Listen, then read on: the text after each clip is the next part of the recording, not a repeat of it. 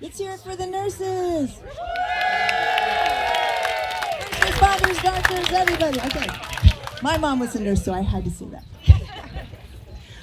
Every item that you hear in this song appeared in a letter or letters written by Clara Barton's friends in Massachusetts. And they were sending donations to Colonel Tufts of the Soldiers Relief Organization, saying, please get these to Clara wherever she is. Try to find her. And the donations were so humble, they listed it. So everything you hear in the song was listed in a letter as a donation. And this woman took these humble items and clip-clopped into battle to help everyone. Give our thanks to Clara Barton. Give our thanks to Clara Barton. Give our thanks to Clara. He said it's no place for a woman. She said it's no place for a man. Load the wagon without flank them, following the canyon with the healing hand, with the healing hand. Sir, please deliver our donations if you can find her. Old socks and blankets are in the carton. Give our thanks to Clara Barton. One box containing our old pieces, 16 arm slings, milk in one can, one pair of sheets, and 21 handkerchiefs were useful to a woman with a healing hand, with a healing hand. Sir, please deliver our donations if you can find her. She's on the front line, you can be certain. Give our thanks to Clara Barton.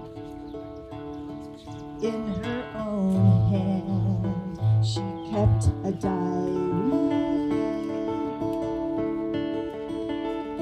We knew there was trouble ahead, but it was better left unsaid. I was faint, but I could not eat, weary, but I could not sleep, too depressed to weep. I prayed.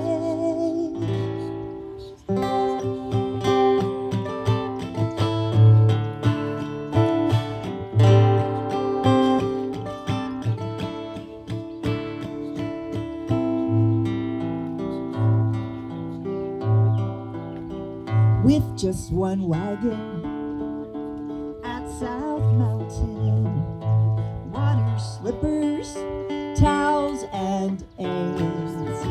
On to Antietam, right out to meet them.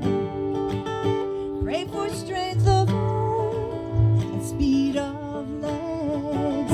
With a healing hand, sir, please deliver our donations if you can find her. She's with the wounded, they could be our daughters and sons. Give our thanks to Clara Barton. Give our thanks to Clara Barton. And a red cross to Clara Barton.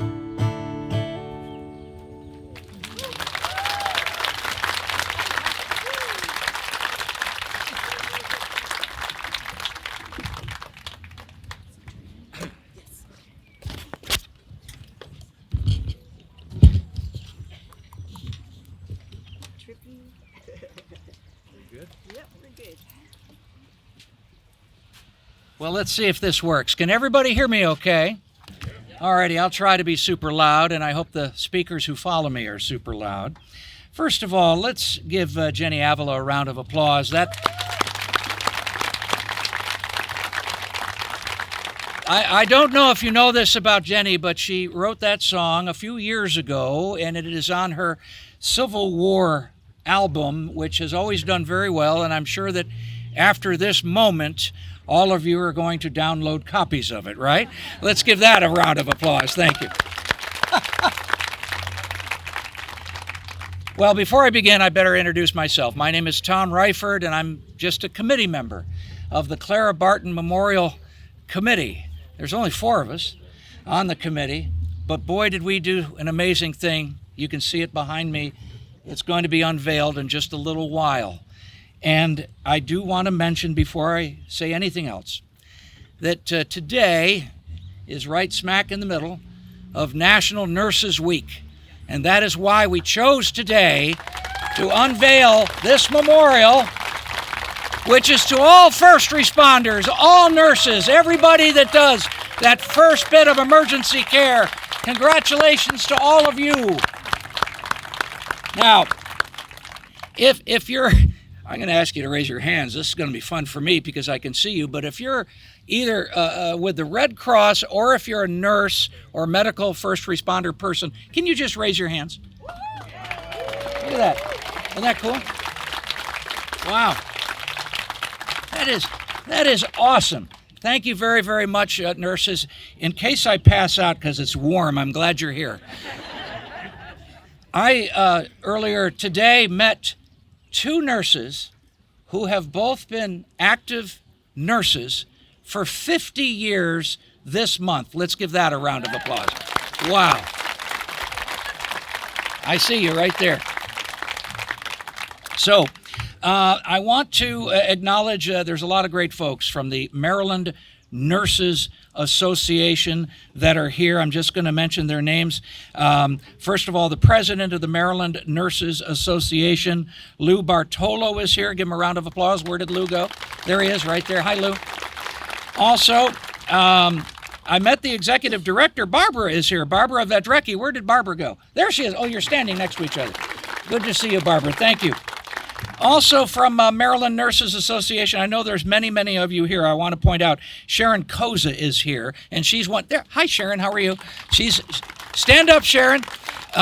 She is. I want to mention her because she's one of the 2 nurses that have been working as a nurse for 50 years. Isn't that awesome? Give them another round of applause. Okay. A lot of folks I need to point out. First of all, it's the job of our committee chair to recognize all of the great donors that help this move forward. And our committee chair is a great guy. I've known him since 1992, actually. He was longtime director of finance for the city of Hagerstown. Our chair of this committee is Al Martin. Let's give Al a round of applause. He'll be coming up to speak in a moment. Also, helping out with the finances and keeping everything legal, apparently, is Steve Hummel. Where is Steve Hummel? He is, who's back there? Good to see you, Steve. I'm glad you're upright and taking sustenance, Steve. Rachel Nichols is also on our committee. Where did Rachel go?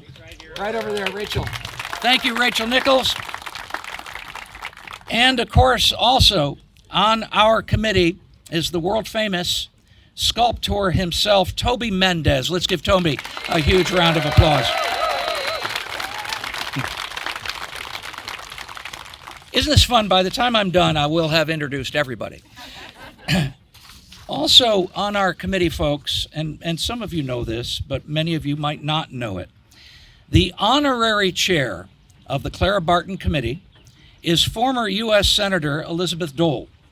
She also was the CEO of the American Red Cross for nearly 10 years and has great admiration for Clara Barton. She also served as U.S. Secretary of Transportation and Secretary of Labor. Senator Dole always has sought ways to help people and communities reach their full potential and to enhance their well-being. And like Clara Barton, she understands community service and in giving one own's time and talent. And she sent us a message. She apologizes that she just couldn't make the trip, to today to be here. She had multiple time commitments, but she sent this message. Is it all right if I read it out loud? Is that all right? Here we go. So I'm not going to do it telepathically. I am so pleased that the multi-year Clara Barton Memorial Project is at last complete and being dedicated. I am sorry that I cannot personally be there to see it today. Clara Barton is the one person who worked to change history, specifically to help other people and to break down barriers.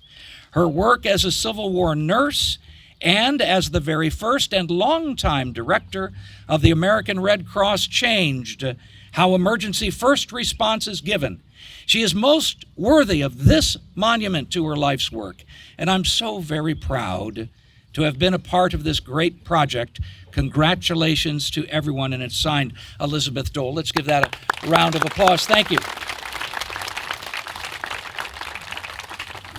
So we have several special guests who are here that I'd like to point out.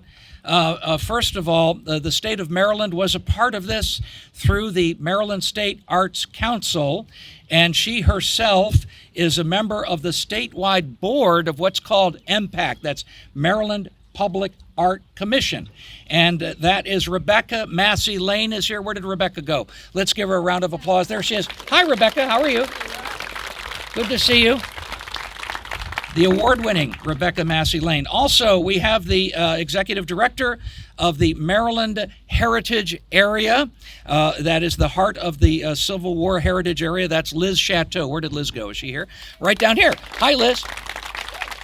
Also, we have from the governor's cabinet, a secretary is here from the governor's cabinet. She is the secretary of opioid response. And that is a great American secretary, Emily Keller. Where did Emily Keller go? Where is she? There she is. Hi, Emily.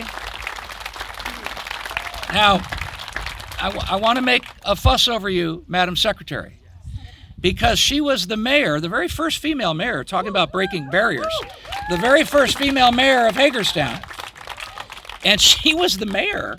She was the mayor when we pushed this forward, through the city council and all that, and she said, yes, this is something worth doing. She got the city council on board. Let's give her another round of applause. Thank you, Emily Keller. Now, we also couldn't do it with a lot of great organizations, and their representatives are here today. I do want to point out a man who has, now he's world famous because he's a left-handed baseball pitcher. And on opening night, he threw out the first pitch at the brand new Hagerstown Flying Boxcars baseball game, the very first pitch. Dan Spedden from the CVB is here. Where did Dan go? Is he right over here? He's in the shade. He's resting his arm. There he is, right back there. Good to see you. Dan's in the shade. Now, we couldn't do this project without the Convention and Visitors Bureau and a lot of other great organizations, including the Nora Roberts Foundation. And I thought I saw Nora Roberts' husband, Bruce Wilder. Is he here? There he is, right there. Bruce Wilder is right there, Nora Roberts' husband. Good to see you. I'd ask you to stand up, but my God, you're 8 feet tall, so I won't. Also, I do want to point out a wonderful, gentle woman. She was our very first donor. Very, very first donor. She's sitting behind me in sort of not only a place of shade, but a place of honor, and that is Jan Reinhardt. Jan Reinhardt is right here. Very first donor. So, now, again, folks, I'm not going to go through all the names of all the donors because I would be here forever. That is our friend, Mr. Forever himself, Al Martin. And he is speaking next to acknowledge all of the donors that will be acknowledged on two, well, they're right behind you there. They're going to be large plaques, big bronze plaques that we're placing, and also all of those wonderful bricks that are being made that are going to be bricks right here in the shape of a big red cross. How cool is that? Hundreds of bricks. Now, we were going to set them up And we realized that'll take about 8 hours. So we decided that would be worth doing the day that we actually put them in the ground. A good idea, right? And before I forget, we do it. Here, you can show what it will look like here, Tom. We have a picture of a Red Cross. These are the bricks. Thank you. Show and tell with Al Martin, everybody. And Al is next, by the way, on the agenda if you're following along with your program. And true story, by the way, I don't know if you know this, when he agreed to be the chair of the committee, and Rachel and Toby and Steve would agree, he was actually out of the room when we named him committee chair. True story. He had gotten up. We were meeting at Bulls and Bears. He'd gone to the restroom. And we elected him chair. Ladies and gentlemen, our chair, Al Martin.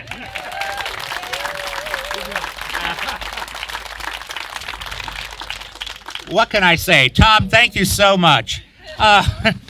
It truly has been a committee effort, and I had an opportunity probably 35, 40 years ago with another group, and this was a group of fellow Red Crossers. It wasn't an official Red Cross function, but we talked about having a statue to Clara Barton near here, right in the middle of Park Circle here, the traffic circle. And Julie Barr Strasberg, who's here in the audience, was our chapter chair at the time. Bobby Schnebley was our office administrator. Marguerite Sear was our chapter chair, and several of us worked with the city at that time, and we even got approval from the city council to place it in the circle. Unfortunately, we didn't have a nationally recognized sculptor lined up. We really didn't know how much it would cost. We really, in a nutshell, were very young and didn't know what we were doing. We weren't successful. We raised maybe $2,000, $2,500. We incorporated a nonprofit, and we really didn't get off the ground. But it planted a seed. And I don't know, Toby, if you're going to talk a little bit about that. I don't want to, a little bit. So I'll let him tell the story there. But Toby Mendez was a very young person just getting started into business when we had gone to a sculptor in Baltimore who was, I think, in his 80s or 90s and talked to them. But it didn't happen. So after Thomas Kennedy happened, recognizing the legislature that started actually making real religious freedom happening in Maryland. It wasn't just about Christians anymore. It was about all peoples of any faith or belief. Thomas Kennedy, that was a wonderful, successful project working with our local synagogue. And that same group then thought about working with Toby. Toby had this vision of wanting to do something to continue that legacy to Clara Barton.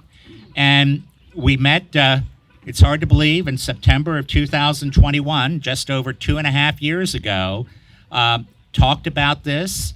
We then met with our wonderful Washington County Community Foundation and Stacy Crawford. Stacy's here, and she over there. Let's give her a round of applause.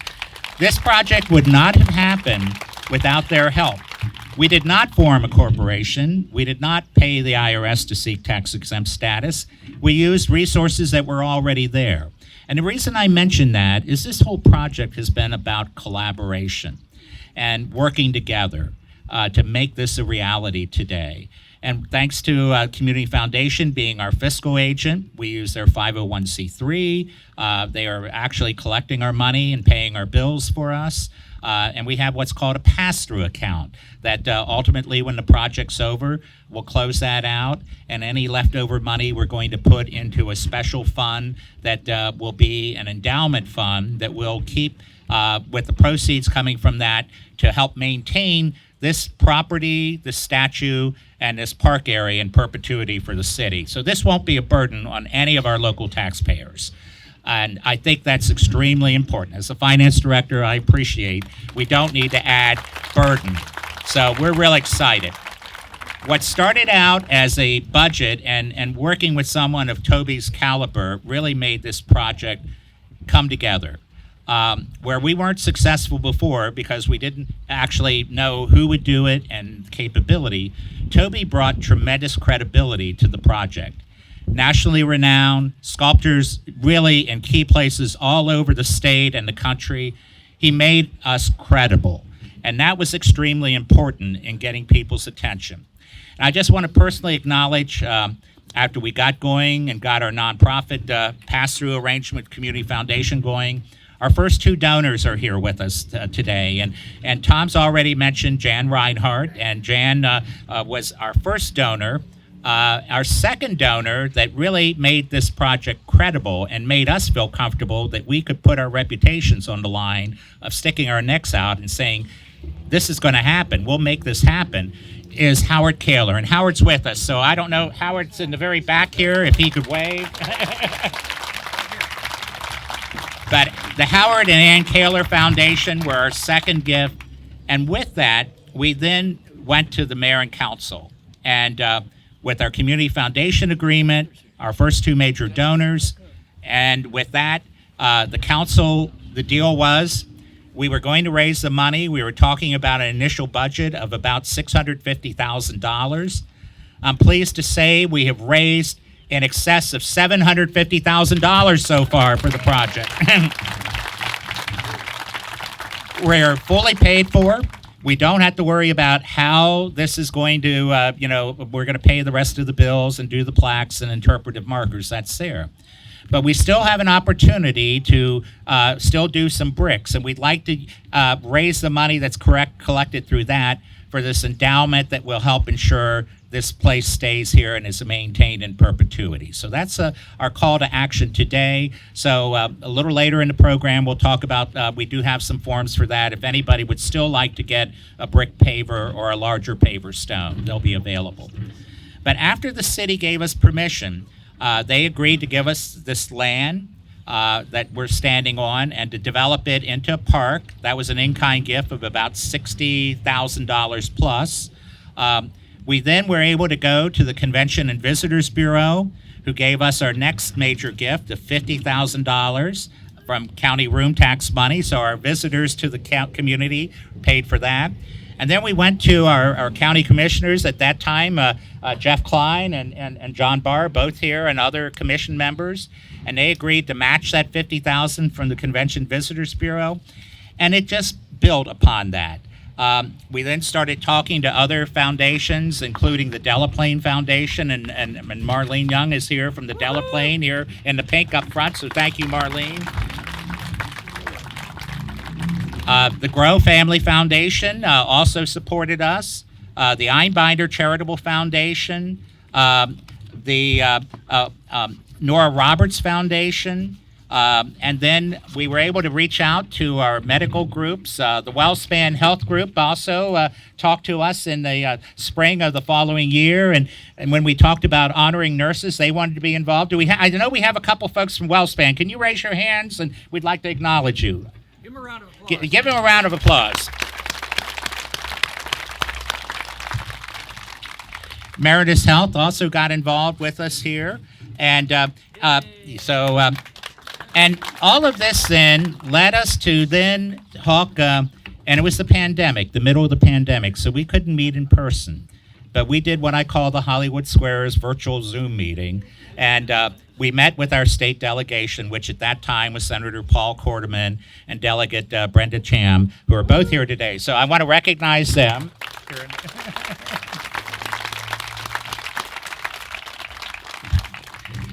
But we asked them for state bond bill help. And we asked for $250,000, and they agreed. And it made it through the legislature. So that was our next, and probably our largest gift to the overall campaign. And then working with the state arts group, there was a state arts grant, there was a Maryland Heritage Area grant through Heart of the Civil War Heritage Area. We got a local arts council grant, and the resources just continued to come. I don't like asking people for money. And even though I'm up here talking to you all now, I'm not the biggest extrovert out there. I'm certainly not anywhere on Tom Ryford's caliber here, but this really came together. But it came together because of everyone working together and collaborating, and then other smaller gifts came in. The Mary Kay Bowman Fund, Karen Spessert, other folks and probably numerous gifts at the less than $5,000 level, including many pavers and others at the $500 and $1,000 and $1,881 level, recognizing when Clara Barton founded the American Red Cross. So all of those things got our project going.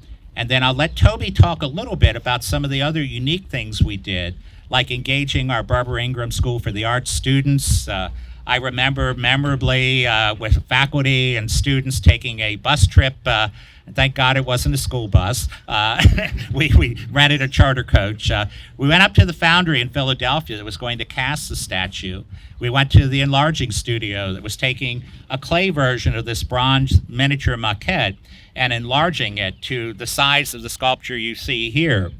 And it was an amazing learning experience for all of us. The one who knew all this, of course, was Toby, but he lined all this up and then later had students join him in an immersive experience of putting the base clay on that foam sculpture or the form, and then he did the final fine sculpting that we'll see momentarily here. It was interesting to learn about the process and to work with everyone, because truly this has been a community effort. And it's been exciting when we did the groundbreaking here, and I'm going to say that was probably last fall, or actually last summer, September rather. And then the park wasn't ready. We got the basin and the sculpture. It's been covered up now since really last late November.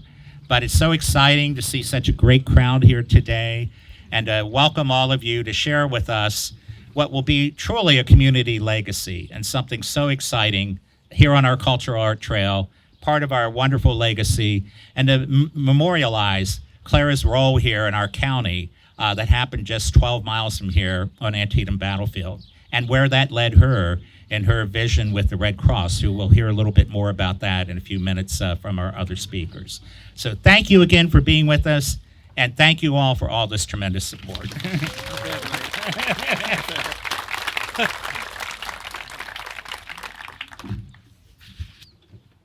Thank you all, Martin. He said he wasn't going to ask for money, and then he did. Wasn't that awesome? I'm just sharing the passion. It's unbelievable. He's going to pass around a plate. Anyway, I do want to point out a couple other folks that I just noticed in the crowd, and they deserve mention. He is the president and CEO of our Hagerstown, Washington County Chamber of Commerce. Paul Fry is here. Give Paul a round of applause. Thank you, Paul. Glad that you're here, sir. Thank you. And at some point, you might randomly be asked to pose for a selfie with Jeff Klein. He is the vice president of the county commissioners, and I know that he's here because you pointed him out. There he is right there. Hi, Jeff. True story, the Maryland State Archives have some of his selfies in their collection. Isn't that a cool story? It's a story I made up, but it's still a cool story. Yeah, most of them have me in it, yeah. Folks, we couldn't do this without the city of Hagerstown. We just could not do this without city council and the great mayor of this great city. I'd like to bring the mayor of Hagerstown up right now. Please give a huge round of applause for Mayor Takesha Martinez. Madam Mayor. Thank you, Madam. Thank you. Thank you. Good afternoon, everyone. Wow, what an amazing crowd. I was here in September for the groundbreaking, and that was amazing. And then it's also been amazing to watch the development that is happening with my grandchildren. And so we've been riding through here and just kind of watching as this is built out. I want to share a story. I won't take long because you're going to hear from many of us. But I want to share a story. We were headed back from D.C. one night, and we took a detour looking for a bathroom. And the town that we stopped in didn't have any bathrooms. And the people kept saying, go to the park, go to the park. And so we navigate and go to this park. Well, we were in Glen Echo, Maryland. And it was literally just a few days after we had met with the committee about the Clara Barton Memorial. And I thought, wow, what an amazing thing is that we end up in Clara Barton's, last town that she lived in, Glen Echo. And so I thought that was amazing. I want to say that this is what happens whenever people work together and get together and collaborate. And what other administration would be here at an appointed time to do this than with the first woman mayor and with the first 2 Black women to serve consecutively and 3 women at the table. And so I just want to shout out Council. Yeah, that's amazing. I want to shout out Councilwoman McIntyre, who could not be here, and then also Councilmember Ashar and Councilwoman Tierra Burnett. We were at the table. I was a councilwoman at the time for the vote. We were at the table then, but then also I want to shout out the other 2 council members that are here, Peter Perini and Councilmember Matthew Schindler. And I'm very, very thankful to serve with this administration, to be a part of so much that is happening right now. I believe that when you sit down at the table and you really keep the people first, that this is what happens within 4 years. Thank you for being here, and congratulations to everyone for this beautiful, beautiful memorial. And Toby, wow, you're amazing. So.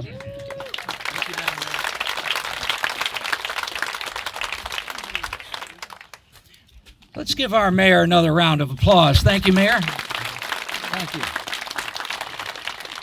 Folks, I'm going to bring up some representatives of our federal delegation. And these representatives are the Western Maryland Chiefs of Staff for Senator Ben Cardin and also Congressman David Trone. Please welcome to the microphone Robin Summerfield and Adina Bradford. Thank you, Robin. Chief of Staff. Good afternoon, everyone. What a great crowd. I really want to offer congratulations to Al and the entire committee, everyone who's been a part of this, all of the donors and grant makers who made this possible, and of course to our amazing local artist who has shared so much of his talent to make the rich history of this community endure here with the Thomas Kennedy statue, and now with this statue. I'm not sure what's next, Toby, but I'm sure we're on it, right? On behalf of Senator Cardin, I'd like to share his warm congratulations. On behalf of Senator Van Hollen, Nan Mann was scheduled to be here, but had another conflict that came up, so I'd like to share her congratulations as well. And Adina will share some thoughts on behalf of the Congressman.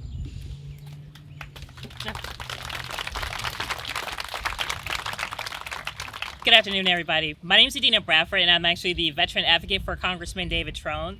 And I would just share a short remark from him. Congressman Trone sends his regards that he cannot be here today. This is a very important event, especially for our community, since this is Nurses Appreciation Week. And nurses play a critical role in our nation's health infrastructure. We are grateful for the opportunities to recognize one of our nation's most influential nurses today. And thank you very much for having us here.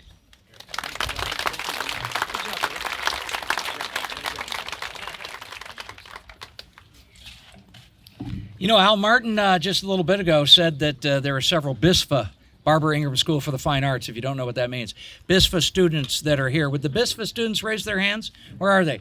They're over here. Hi, guys. So if you're from out of town, these are the most talented people in the fine arts and the visual arts, in things like music and digital arts. And a whole group of them helped Toby with this sculpture. Let's give them another round of applause. Now, their award-winning principal is here. I thought I saw Rob Havermill here. Are you here, Rob? Are you right over there? There he is. Let's give Rob a round of applause, the principal of the Barbara Ingram School for the Fine Arts. True story. He is the fastest principal in Washington County. That's a true story, because nobody has beat him yet in the 5K that they run in downtown Hagerstown. Let's give that a round of applause. He's the fastest there is.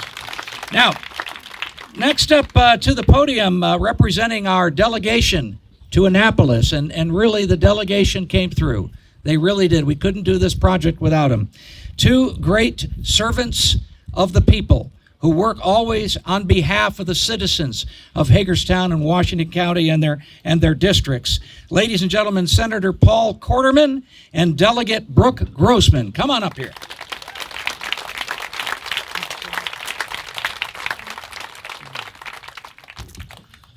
Well, thank you, everybody, and thank you for the opportunity to be here. As Tom had said, our office was intimately involved with this project from the beginning. And before we go any farther, I know Tom has recognized a lot of people here today, but I think we should recognize Tom Ryford. So Tom Ryford, the world-famous Tom Ryford, by the way. Yes. So anyways, again, thank you for the opportunity to be here. I mean, this project is a wonderful project. We've been involved in it from the very beginning. When we talk about Clara Barton, there's some things that many of you may know, some things you may not know. So some things that I've learned here recently. She's known as the angel of the battlefield. What I did not know is Clara's name is actually Clarissa, and she goes by Clara. I also found out that her love of nursing began when she watched after her brother who had a head injury for about 2 years, which then led her to a trip to Europe. And then she came back and brought the Red Cross here. Tom referenced earlier about Nurses Week in this month and how important it is. I think it's also important to note out that the Red Cross was founded by Clara just 2 weeks from today, on May 21st, so about 143 years ago. But again, we really appreciate the opportunity to be involved in this project. Our office, again, gathered about $250,000 towards it. So we're very proud of that accomplishment. And again, thank you for the opportunity to be here today. And I must admit, those little facts I gave were given to me by my daughter, who's here with us today, who's studying Clara Barton, right there. She's studying Clara Barton in her 5th grade class, and we'll be portraying her in an upcoming project. So thank you very much. Take care. Good morning. Not morning anymore, afternoon. So I don't know about you guys, but I'm hot. So I'm going to try to be brief. But before I was a state delegate, I was a resident right up the street who saw a really dirty, empty plot of land, wondering what was going to happen, right? And much like Mayor Martinez, my son and I have driven past here over the last year and a half or so and watched something really beautiful grow, right? And anybody that's been in Hagerstown for the last 6 to 8 weeks, I think you could say that it is electric downtown right now, and you guys kept that going, so thank you. And I heard Tom say today, in kinder words, but that Clara Barton was an ornery woman. Right? And what better place for an ornery woman to be recognized than on our cultural trail here in Hagerstown, steeped deep in creating a culture of art in our city as we grow and we keep that electric energy going. So thank you all for being here and tolerating the heat.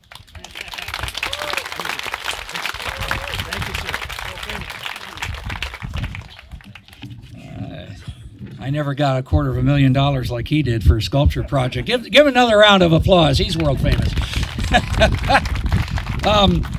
Folks, we have a couple of special guests who are here, and if you have a program, you're following along just like I am. But as the mayor said, down in Glen Echo, Maryland, that was Clara's home for a big part of her life.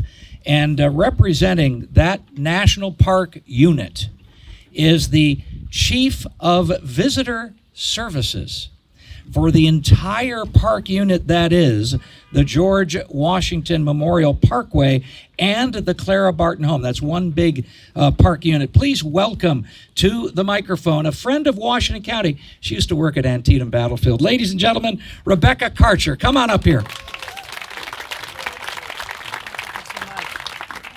Hello, everybody. Wow, this is so awesome to see everybody come out to celebrate Clara Barton. I mean, it's like I've been very deeply involved in the rehabilitation project for the Clara Barton National Historic Site to rehabilitate the house.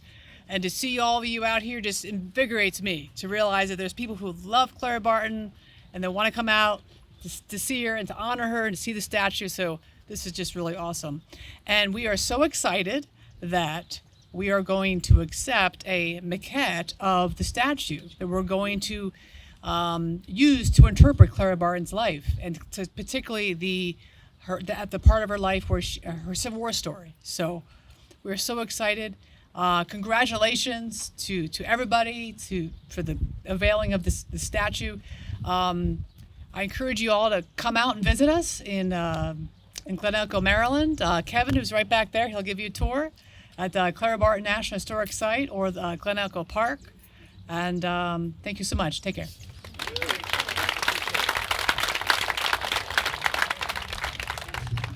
Good to see you, Ranger. He and I shared a microphone back, it was 2017, and it was the anniversary of the Battle of Antietam at the time, and you were there to help rededicate the Clara Barton little monument that's there at the battlefield. So thank you for coming up and being here today. Folks in the audience, a couple of people I want to point out. For 28 years, two gentlemen have held on to a dream. That dream to have a world-class aviation museum here in Washington County. For those of you that are out of town, Hagerstown made the best airplanes in the damn world right here in Hagerstown for over 75 years. Tonight, the Fairchild Corporation and others in this town, and tonight there's a big announcement. I won't spoil the surprise, but I do want to point them out. He is the president of the museum. John Seaburn is here, and the vice president, there's John, and the vice president is Curtis Myers. Give him a round of applause. For 28 years, they never gave up, and now we have a great museum. And speaking of great things happening in this county, we have a great county commissioner president, and I happen to see his sister sitting in the audience, who for 34 years, I think, if I got that number right, was the head of our Red Cross in this county. Ladies and gentlemen, please welcome to the podium County Commissioner President John Barr. John?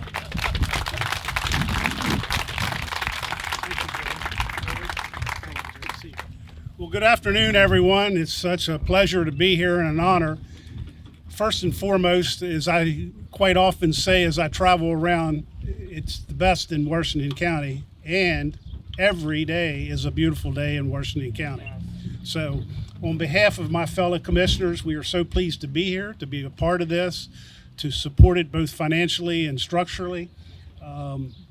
Folks, you know, when a community comes out like this, puts their heart and soul, uses a local artist, everything about this is just a win-win.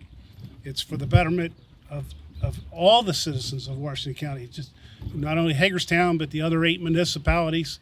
And this is a great day for everyone that lives here. And for those that visit, we wish you well and wish you the very best when you visit, particularly these kinds of venues. And remember the history here in Washington County. There's a couple ladies that I need to recognize, if that's okay, Mr. Ryford. First and foremost, County Administrator Michelle Gordon's back here. Thank you, Michelle. And you know, if I'll be a little anecdotal here, but you know, if Mama's not happy, no one's happy. And Mom passed away back in January, so I've got to recognize my sister, who was Executive Director of the local Red Cross chapter for 29 and a half years or something. 34, okay. So that wasn't Julie Barr Strasburg. I lost count. And like the mayor and some of the other comments, this is personal to me. The trail from from downtown Hagerstown over to our wonderful, and we are so blessed in this community to have a museum, free museum of fine arts here in this community. And the trail connecting the two, as you heard, this lot sat empty and vacant for years. It was not so nice. I spent 45 years, 75 yards away every day, and I drove by here multiple times every day, and it's like, what could be done? And here we are again, just an amazing day for all the citizens of Washington County. I also have to say, I heard my fellow Vice President Klein say this morning he never met a nurse that he didn't love. And again, we want to just say thank you to all the nurses. And I'll add more to that. The last time I was not feeling too well, I told my wife she wasn't a very good nurse. So that didn't go well. So again, thank you, Toby. And just thanks for being here. I think Teresa's a great nurse. Anyway, let's see. You totally lost my train of thought there, but I do want to always thank the county commissioners for being supportive of this and everything else that they do here in this great county. And we have amongst us today several people who are members of the American Red Cross, whether they are volunteers, like Al Martin's been a board member of the Red Cross, I think, for 36 years? Something like that. All right. volunteer for close to 50 years. 50 years, wow. And he's only 52. But would all of the Red Cross folks just go ahead and raise your hands? Go ahead. Look at that. There you are. Well, like many of us, we got our start with the Red Cross, either at swimming programs or with programs that had to do with saving lives. Red Cross is important. I wouldn't be here today without the Red Cross. 2/3 of the blood in my body had come out of me in a horrible accident, and it was blood collected by the Red Cross that kept me alive in the Washington County Hospital. Let's give that a round of applause. So thank you, Red Cross. Now, coming up to the podium now and representing the Red Cross, they wanted to come together because they're greater together, they said, as synergy. We have here with us today Erica Manny. She's the CEO of the Appalachian region of the American Red Cross. That's multi-states. And we have the executive director of the Greater Shenandoah Valley chapter of the American Red Cross, Stacy McFarland. Let's please give them a huge Hagerstown welcome. Thank you.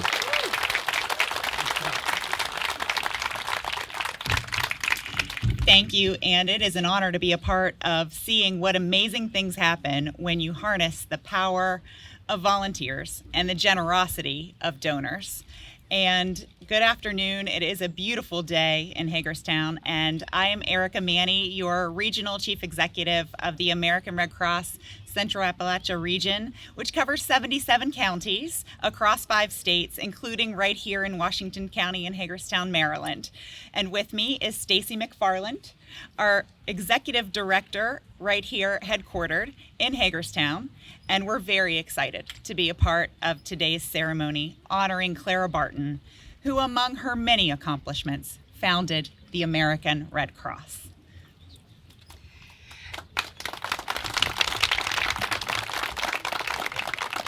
Eric and I have the privilege to give you a little background on Clara. If you've hit on some of her big accomplishments, we're just going to give you a little bit of history on Clarissa Harlow Barton, or Clara as she preferred to be called. She was born in Oxford, Massachusetts on Christmas Day in 1821. She excelled in school and blazed a bold path long before she founded the American Red Cross, whether it was nursing her brother at 11 years old, securing public education for school children while she was a teacher, advocating for equal pay for women in the 1800s, caring for wounded soldiers on our Civil War battlefields, establishing a national office to help families locate missing Civil War soldiers, or become one of the first women to work for the federal government. They love Clara too.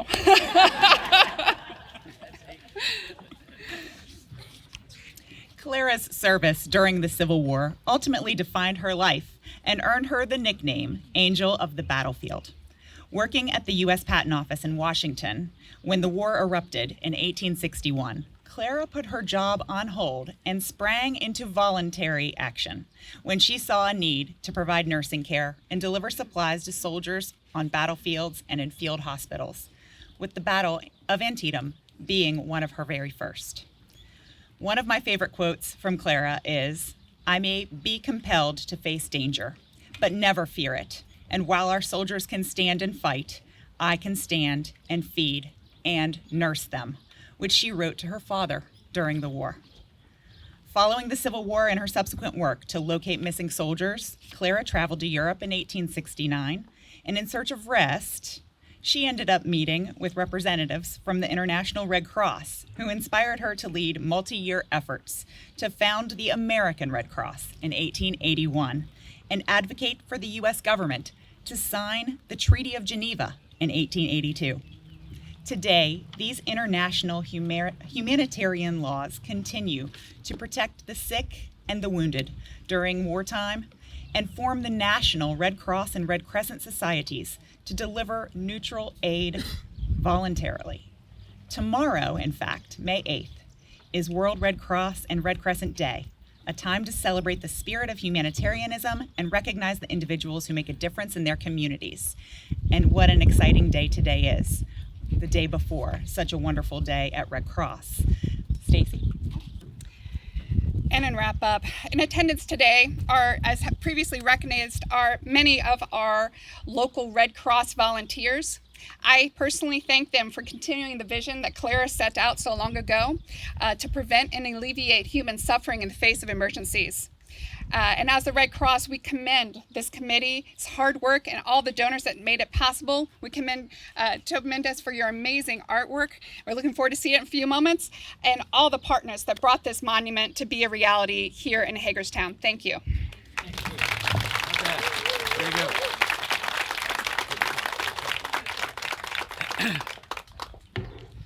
I winced when I saw them open a notebook, but it was only 4 pages. Let's give them another round of applause. Thank you for traveling here.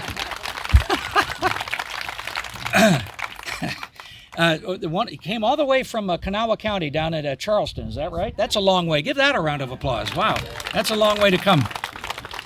Earlier, our friend, the Chief of Visitor Services, Rebecca, mentioned that we are donating one of these maquettes, that means miniature model of the actual huge sculpture, to the National Park Service, where it will reside officially and forever at the Clara Barton home in Glen Echo. Let's please give that a round of applause. Also, Al raised so much money, we had a couple more made, and we are also donating identical maquettes to, get this, the National Museum of Civil War Medicine. I think Tracy is here. There she is. Thank you, Tracy McIntyre. National Museum of Civil War Medicine, where it will reside in Frederick. Okay. Also, the Washington County Museum of Fine Arts, and the gang from the Washington County Museum, they're here. Their curator is here, their director of education. Everybody's here from the museum. Thank you, guys. One of these is going to reside there. And Toby was besieged by other entities that wanted a copy of this maquette in their official holdings and collections. But Toby held firm. The last and only other maquette is going to the Maryland State Archives, where it will be held in a place of honor. Let's give that a round of applause. Now, before I forget, there's somebody I forgot to introduce, and that is Scott Nicewarner, our city administrator. Where is Scott? There he is, right there. Good to see you, Scott. Somebody said you're already at the Eagles Club, but you're not. You're here. Thank you very, very much for being here. Yeah, you're staying warm? Good, I'm glad. It's a cold day. Ladies and gentlemen, I don't know how to really announce a friend of mine who is a world-class artist. There are not enough great words to describe who this person is. He is himself a humanitarian. He is able to tell a story in a way that is phenomenal. Most living artists do not have their work in more than 26 states and more than 13 countries. He is probably the most prolific historic sculpturist in the world today. He lives here in this county. His family is here. I saw Amanda is here, his sister. Where's Amanda? There she is right there. And his brother is here, Jesse. Good to see you, Jesse Mendez. Ladies and gentlemen, a great sculptor. Please welcome to the microphone, Toby Mendez.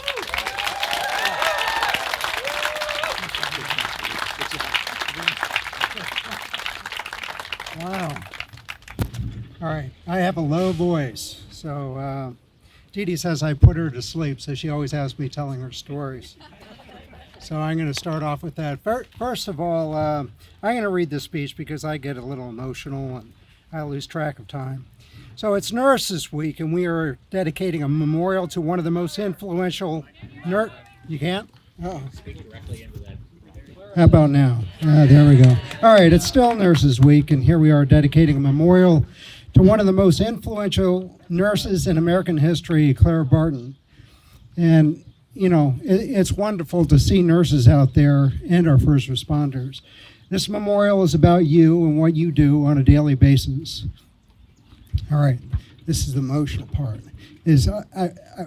I want Blair Willis to come up here.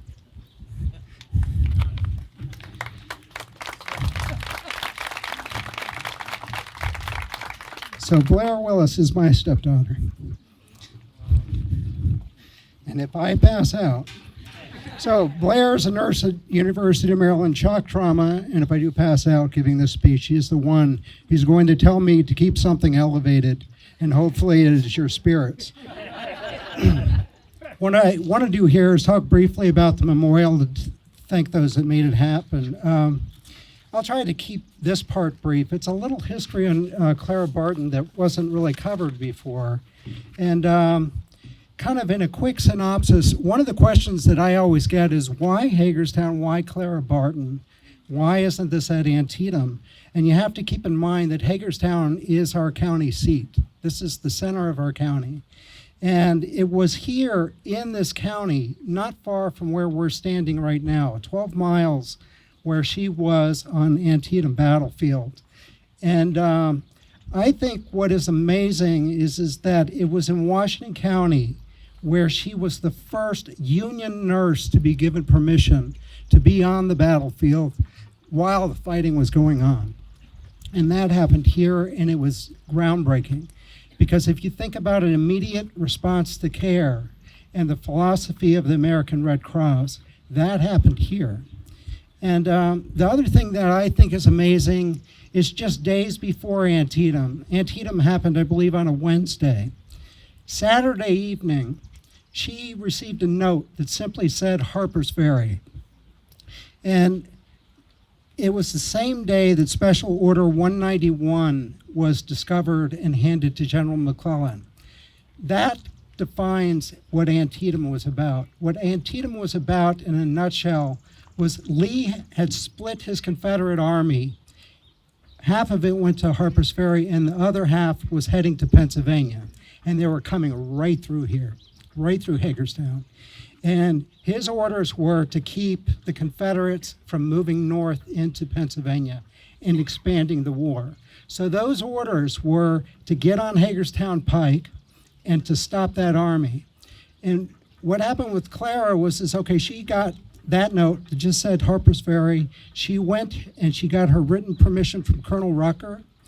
And Sunday morning, she hitched up her wagon and she rode from Washington, D.C., not too far away where, what is the entertainment venue, Capital One Center is right where her offices were. She headed from there to Urbana within a day. And when she arrived at Urbana, the word was that the fight was happening near Boonesboro at South Mountain, and she was to redirect and start heading towards Boonesboro and towards what would be Antietam. And so within a day, and to give a context, a caravan of munitions for an army like the Union Army that was at Antietam was 20 miles long. That's from Frederick all the way to Sharpsburg. And medical supplies traditionally are at the very end of the caravan. And if you think of the logic of that is that we need to stop the bleeding, and all of that supplies is in the back. It didn't make any sense. And so that next day, she headed out from Urbana, she gathered bread, and she headed to Frederick and through Middletown and up over the mountain towards Boonesboro. And she arrived outside of Antietam at night. And the way that she got past that caravan is she rode through the night to beat that caravan, to just bypass it and to get here. When she arrived at Antietam, the surgeons were out of bandages. They were using corn husks. And so if you look at the sculpture on the ground, you'll see husks of corn and corn stalks.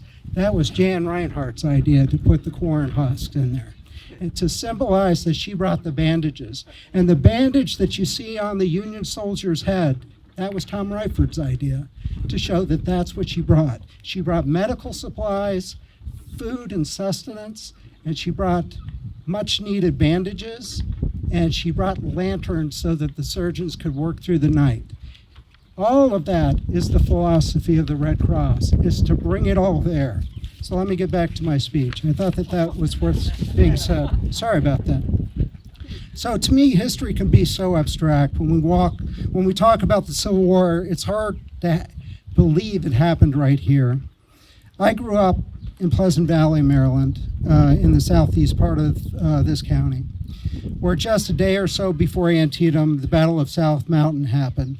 And just a day or so before Antietam, the Confederate troops spilled into our valley as they retreated. And after Antietam, it's where the Union soldiers took rest. Just over the mountain where I live and where I grew up is Antietam Battlefield. People in our valley were surrounded by the sound of cannon fire back then. This is still sort of abstract, but as a child, when my siblings and I, you're supposed to keep me elevated. When anyway, when my sister and I and my brother would walk home from school on that little dirt and gravel road, after a hard rain, we would find mini balls. And it would become this tangible thing that took us back to the reality of the Civil War. It all happened right here. A real and tangible part of that history that you could pick up and realize it happened just under our feet. These are the sort of thoughts that I have working on this project. When we're walking through these hallowed grounds, right here, people could hear the fire of the cannon that were going off where Clara Barton stood, just 12 miles away. She was frantically helping the surgeons who were trying to stem the tide of the bleeding. She was replacing the corn husks that were being used as bandages with bandages that she brought. We could hear the same noises that she could hear right here. So when you look at the sculpture of her taking care of the Union soldier who is dying in her arms, imagine it was happening so close to where we stand today. When Dee Dee and I hear the sound of the shock trauma helicopters, we know they're going to where she is. That's Clara Barton's legacy. So now I want to thank everyone that made this memorial possible. About 35 years ago, there was an effort here in Hagerstown to create a memorial to Clara Barton. It was led by Marguerite Sear and some other volunteers from the local Red Cross. It was just a year or so, I was just a year or so out of art school and lobbied hard to be considered. I was 25, 26 years old. I was so inexperienced. The effort to create a memorial faded away, but the spark that I would hold create a project like this held strong. Creating a project like this is hard to do. I like to think it took me these past 35 years to get the experience to be ready. The most fortunate thing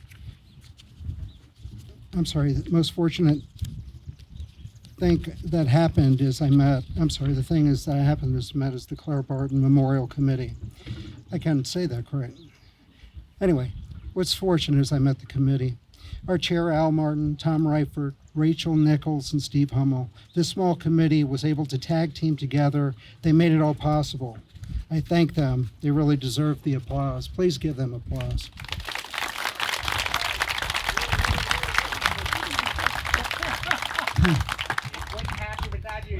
Yeah.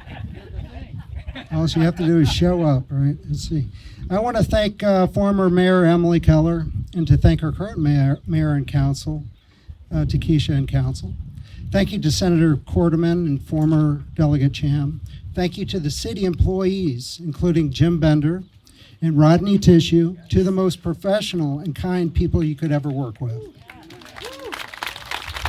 I have to say that about all of the Hagerstown city staff. It's amazing how easy they are to work with. They only say yes, which is impossible in my world.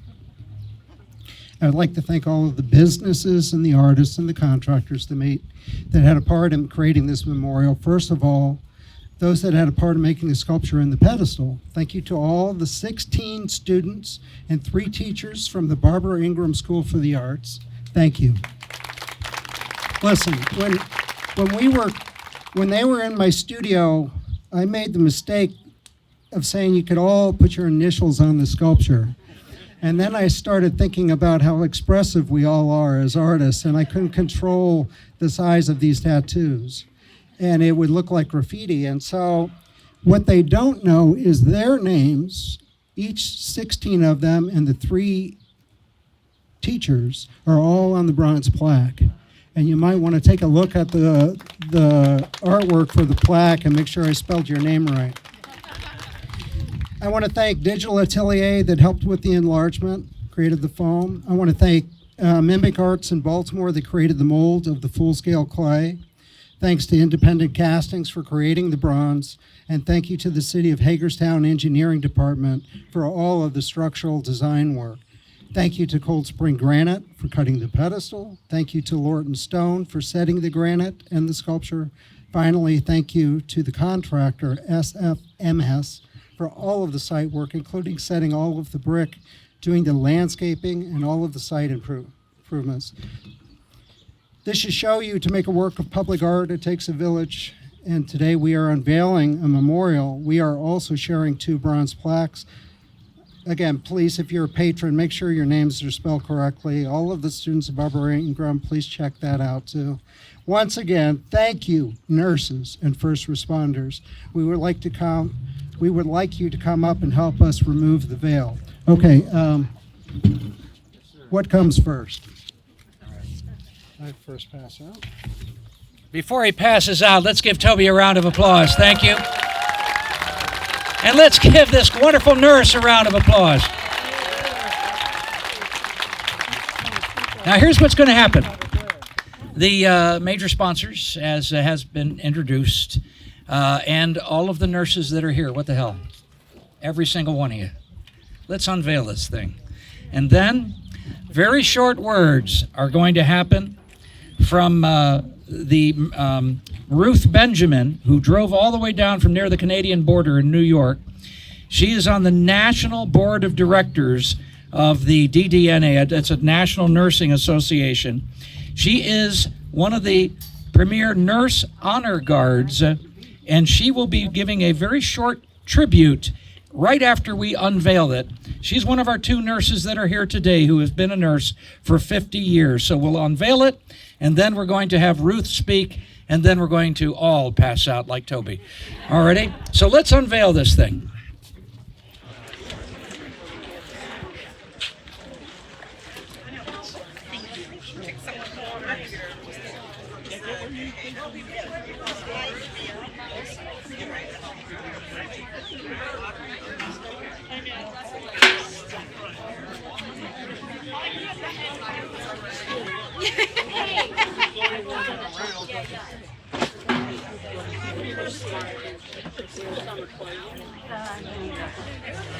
I'm gonna look at it. Let's see your head. Which way up there? See your head.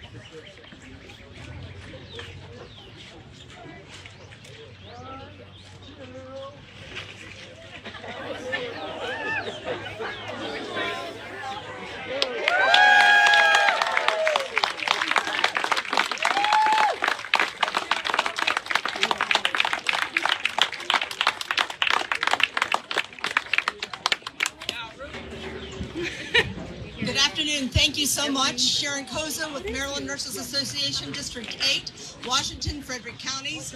I was in Florida 10 days ago at my National Developmental Disability Nursing Conference, and I met Ruth Benjamin. She is forming the National Nurse Honor Society Coalition. I'm trying to get one started in Maryland, but it is to honor nurses so that their families can call us and ask for a few words from us. And I'll let Ruth take over. She's going to talk about it. Speak right into that microphone. The Nurse Honor Guard recognizes and honors a nurse at the end of their life journey. The Nurse Honor Guard, as it is known today, began in 2003 by the Kansas State Nurses Association. For a long time, it was a service not offered anywhere else. Gradually, nurses began to see this tribute at conferences they attended, and a handful of the groups started around the country. In 2011, a nurse brought this concept back to their professional practice group in Michigan to Julia Murray, RN, who saw the presentation and decided the concept needed to spread to nurses all over the country. She began reaching out to groups and through social media, and has since started an organization and groups, 215 different groups got started. Julia also started what is known as the National Nurses Honor Guard Coalition, which continues to start groups and help groups get started, and in turn, they help other groups get started and grow. The Nurse Honor Guard may be asked to attend funerals, memorial services, graveside services of a nurse who has passed. The Nurse Honor Guard dresses in traditional white uniform, complete with cap and cape. They proceed to the front of the room carrying a lit lamp, symbolizing the lamp carried by a nurse tending to soldiers back in the 1800s. The cape symbolizes the cape worn in the field for warmth, and red lining singled that they were providing medical attention to the soldiers and to prevent the nurses from getting caught in the fighting. During the ceremony, the Nurse Nightingale tribute is read. A white rose is then placed on the casket or near the urn, representing the nurse's years of service, dedication, and commitment to the nursing profession. Today, we recognize and honor Clara Barton for her years of service and dedication as a nurse and a founder of the Red Cross, and so much more. Thank you. Good job.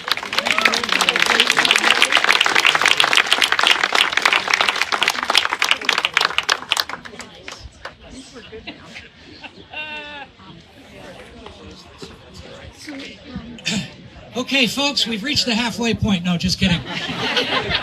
It is now officially open. Thank you, City of Hagerstown, and everybody for letting this park live on for far longer than any of us will remain here.